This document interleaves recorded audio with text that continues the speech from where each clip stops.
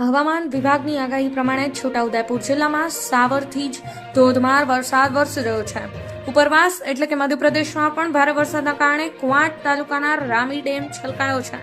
ડેમની સપાટી 196.35 મીટરથી વધીને થઈ 196.40 મીટર થઈ ચૂકી છે।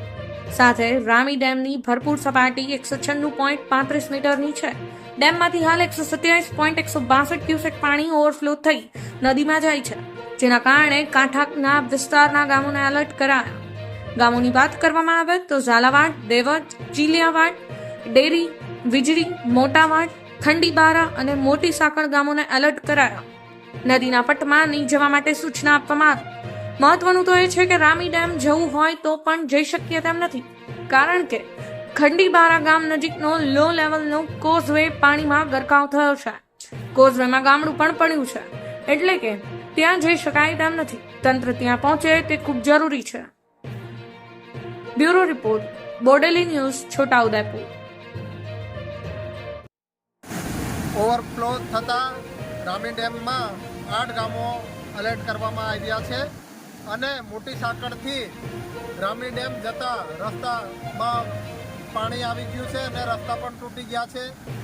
આજુબાજુના ગામના લોકોને હોસ્પિટલ જવું હોય કે નાને મોટું કંઈક ખરીદવા જવું હોય તો મુશ્કેલી થઈ રહી છે।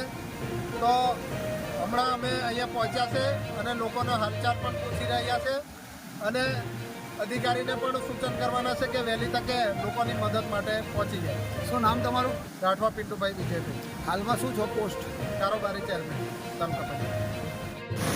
રામી ડેમ ઓવરફ્લો થઈ ગયો છે, તેવા વખતે 8 જેટલા ગામોને હાલમાં તંત્ર દ્વારા એલર્ટ કરવામાં આવ્યા છે, પરંતુ રામી ડેમ જોવા માટે નીકળેલા પૂર્વ તાલુકા પ્રમુખ આજે મોટી સાંકળ રોડમાં એક કોતર આવે છે જે ઓવરફ્લો થતા રસ્તો તૂટી ગયો છે, આપણે જોઈ શકીએ છીએ। ત્યારે અંડીવાળા અને ઝાલાવાડના ગામના લોકોને હાલમાં કોઈ બીમાર વ્યક્તિને લઈ જવો હોય તો કેવી રીતના દવાખાને લઈ જવું આવે મુસીબત છે।